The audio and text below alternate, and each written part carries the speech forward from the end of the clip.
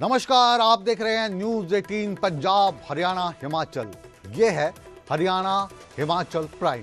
मैं हूं आपके साथ मुकेश राजपूत। आज हम बुलेटिन की शुरुआत हरियाणा की खबर से करने जा रहे हैं।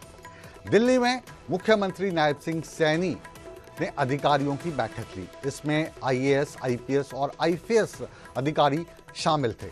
मीटिंग के दौरान केंद्रीय मंत्री मनोहर लाल खट्टर भी मौजूद रहे और लोक सेवा को प्रभावी बनाने के लिए उन्हें कई चीज़ें बताई गई। पूरा जो मसला है ये क्या है ये भी हम समझने की कोशिश करेंगे, लेकिन हम आपको बता दें कि ये जो बैठक है कल देर रात हुई थी। मुख्यमंत्री पहले चंडीगढ़ में थे, उसके बाद फिर दिल्ली गए और रात को फिर दिल्ली से चंडीगढ़ आ चुके हैं। इस पूरे विषय पर जानकारी के लिए हमारे साथ मौजूद हैं रवि मिश्रा, दिल्ली से हमारे साथ। रवि, ये जो मीटिंग कल हुई इसके क्या मायने थे और क्या निकल कर आया इसमें? जी बिल्कुल, देखिए साफ तौर पर जिस तरीके से एडमिनिस्ट्रेशन को चलाने के लिए सरकार और ब्यूरोक्रेसी का जो समन्वय होता है उसको पूरी तरीके से समझने समझाने के लिए कल एक महत्वपूर्ण बैठक राजधानी दिल्ली के हरियाणा भवन में होती है, जिसमें आईएएस, आईपीएस और आईएफएस अधिकारी जो कि हरियाणा कैडर के हैं और यहाँ दिल्ली में केंद्र सरकार में अलग अलग डिपार्टमेंट में अलग अलग कह सकते हैं जो मंत्रालय हैं वहां पर अपनी सेवाएं दे रहे हैं। और जिस तरीके से मुख्यमंत्री और केंद्र मंत्री ने इन तमाम अफसरों से बातचीत की और जिस तरीके से अधिकारियों के साथ सार्थक संवाद हुआ, उससे ये कहा जा सकता है कि आने वाले समय में जो प्रशासनिक समन्वय है, जो पारदर्शिता है, जो जन सेवा कल्याण की जो तमाम जो योजनाएं हैं वो ग्राउंड लेवल पर पहुंचते हुए नजर आएगी। क्योंकि ब्यूरोक्रेसी जिस तरीके से अपनी महत्वपूर्ण भूमिका निभाते आई है, सरकार और एडमिनिस्ट्रेशन को चलाने का जो समन्वय है वो कहीं ना कहीं ब्यूरोक्रेसी के कंधों पर डिपेंड करता है। ऐसे में ये अफसर हरियाणा से आते हैं और राजधानी दिल्ली में अलग अलग मंत्रालयों में अलग अलग डिपार्टमेंट में अपनी सेवाएं दे रहे हैं। हरियाणा भवन में मुख्यमंत्री और केंद्र मंत्री के साथ इनकी ये सार्थक मुलाकात कहीं ना कहीं इस और इशारा करते हुए नजर आ रही है कि आने वाले दिनों में इन अधिकारियों को अपनी जो जिम्मेदारी है वो पूरी तरीके से निभानी पड़ेगी और तमाम चीजों को ग्राउंड लेवल पर पहुंचाना इनका कर्तव्य है, जिसमें ये काफी हद तक सक्षम भी हैं। और ये बैठक कहीं ना कहीं उसके मद्देनजर होते हुए नजर आई। मुख्यमंत्री और केंद्रीय मंत्री मनोहर लाल खट्टर ने तमाम अधिकारियों के साथ सार्थक संवाद के बाद डिनर भी किया, जिसके बाद मुख्यमंत्री वापस चंडीगढ़ के लिए रवाना हो गए। बहुत बहुत शुक्रिया रवि इस पूरी जानकारी के लिए। और आइए अब रुख करते हैं अगली खबर का। हरियाणा निकाय चुनाव को लेकर सियासी हलचल अब तेज हो चुकी है। नामांकन की प्रक्रिया अब अंतिम चरण में पहुंच चुकी है। आज उम्मीदवारों के नाम वापस लेने का आखिरी दिन है। दोपहर 3 बजे तक जो उम्मीदवार थे वो अपना नाम वापस ले सकते थे। इसके बाद चुनाव आयोग ने सभी उम्मीदवारों को चुनाव चिन्ह आवंटित कर दिए हैं। चुनाव चिन्ह मिलने के साथ ही प्रचार अभियान भी रफ्तार पकड़ चुका है। ये राजनीतिक दलों और उम्मीदवारों के लिए अपनी रणनीति बनाने का समय है। अब मुकाबला मैदान में होगा। वोटरों को लुभाने की प्रक्रिया अब जोरदार तरीके से देखी जा सकती है। तो जैसा हमने बताया कि अब जो चुनाव प्रक्रिया है ये पूरी हो चुकी है और 3 बजे तक का नामांकन लेने का जो समय था वो अब खत्म हो चुका है। अब सभी राजनीतिक पार्टियां अपने अपने उम्मीदवारों को जितवाने की पुरजोर कोशिश करेंगी। अंकित दुदानी हमारे साथ जुड़े हैं। अंकित, क्या अपडेट है इस बार ये जो चुनावी प्रक्रिया है इसमें कौन से रंग दिखाई दे रहे हैं और कितनी राजनीतिक पार्टियां हलकों में जाकर अपने उम्मीदवारों का प्रचार प्रसार कर रही हैं? किसका पलड़ा भारी लग रहा है? बिल्कुल, जिस तरह से नगर निकाय चुनाव की बात करें तो नगर निगम 3 नगर निगमों में जो चुनाव हो रहा है वो चाहे अंबाला की बात करें, पंचकुला की या सोनीपत की, 3 नगर निगम है। ऐसे ही एक नगर परिषद है रेवाड़ी की और 3 नगर पालिकाएं हैं, वो चाहे धारूहेड़ा है, उकलाना है, सांपला है।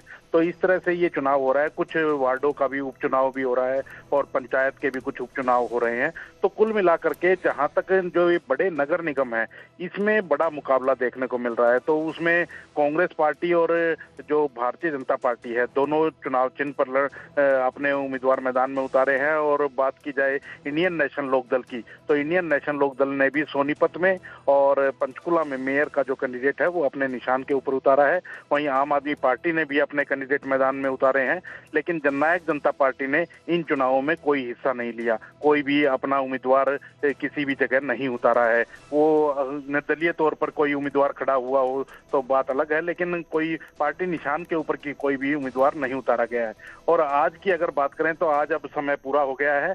जो नामांकन वापिस जब लेने थे तो वो समय अब पूरा हो चुका है। अब कुछ ही देर के अंदर जो चुनाव चिन्ह है वो भी अलॉट कर दिए जाएंगे। जो निर्दलीय हैं उनको निर्दलीय के तौर पे चुनाव चिन्ह अलॉट कर दिया जाएगा और जो पार्टी के निशान के ऊपर हैं वो चाहे भारतीय जनता पार्टी हो, कांग्रेस हो, आम आदमी पार्टी हो या इंडियन नेशनल लोकदल हो, उनको उन्हीं की पार्टी का निशान मिल जाएगा। तो कहीं ना कहीं चुनाव काफी रोचक है, क्योंकि पिछली बार की अगर बात करें तो पिछली बार मानेसर नगर निगम को अगर छोड़ दें तो बाकी सभी जगह जहां जहां भी चुनाव हुए थे वहां भारतीय जनता पार्टी ने अपना परचम लहराया था। और वो चाहे मेयर के चुनाव हो या पार्षदों के चुनाव हो, उसमें काफी संख्या में जो पार्षद जीते थे। और मेयर तो लगभग सभी जगह, एक मानेसर को छोड़ करके, मानेसर भी कहीं ना कहीं वो बीजेपी से समर्थित उम्मीदवार था, लेकिन वो निर्दलीय के तौर पर वो पर्चा भरा था क्योंकि उन्हें बीजेपी से टिकट नहीं मिली थी, तो वो जीते थे। और अभी वो हालांकि बीजेपी से काफी नजदीकियां हैं क्योंकि राव इंद्रजीत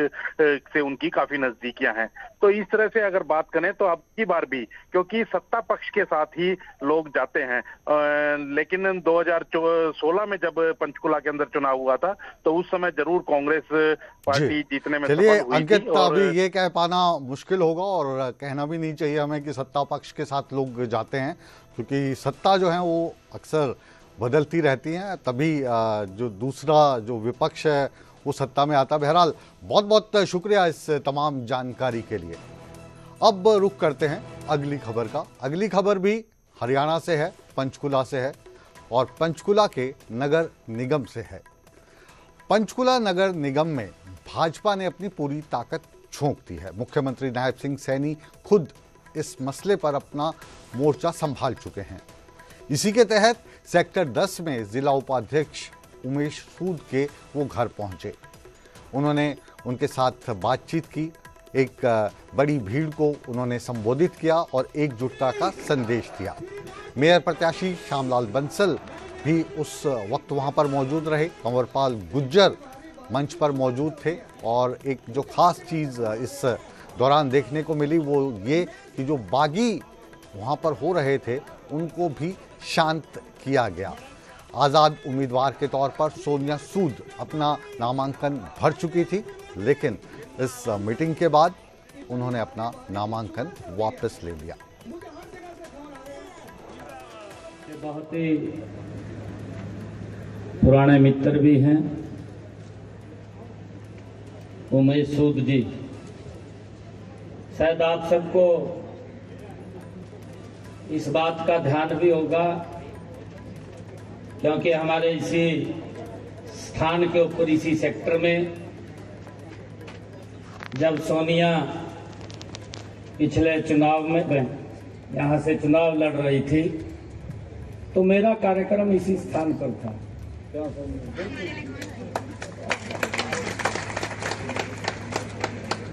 इसी स्थान पर मेरा कार्यक्रम था क्योंकि यहाँ की जिम्मेवारी पार्टी ने मेरी लगाई हुई थी।